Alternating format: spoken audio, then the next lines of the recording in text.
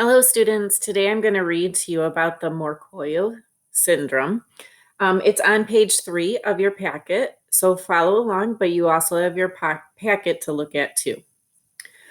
Morquio Syndrome is an uncommon inherited disease that affects major organs of the body. Only 1 in 200,000 babies are born with Morquio Syndrome. There are 2 types of Morquio Syndrome, type A and type B. Both types have very similar symptoms. Morquio syndrome is a type of dwarfism. The characteristics of a person with Morquio syndrome include abnormal development of bones, including the spine, large head, knocked knees, and unusual chest growth.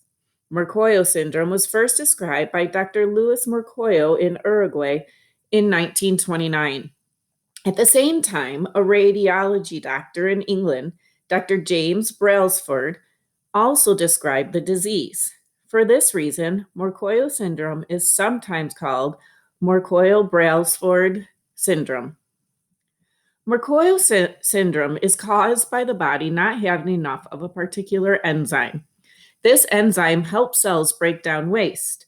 A person born with Morquio syndrome doesn't show any symptoms at birth, but after 2 to 3 years, enough waste has built up in the cells that symptoms begin to develop. Morquio is a progressive disease, a disease that gets worse over time. Morquio syndrome is an inherited disease. It's not contagious. A person either is or is not born with the disease. Just like eye color, skin color, or handedness, right or left, people with Morquio syndrome inherit the disease from their parents. Morquio syndrome is a recessive inherited disease.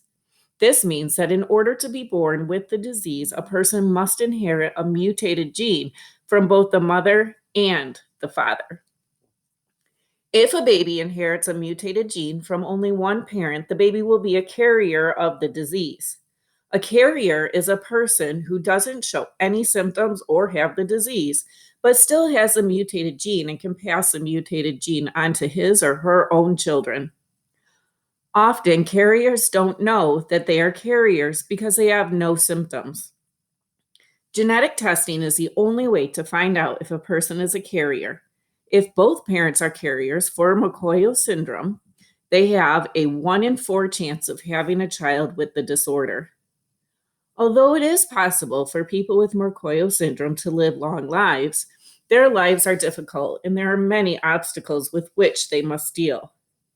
There are many doctor appointments with a variety of doctors, including geneticists, cardiologists, ophthalmologists, and orthopedists. Some of the obstacles people with this disease face are poor vision and hearing, limited mobility, trouble breathing, and heart problems. The good news is that Morquio syndrome does not affect the brain or a person's ability to learn.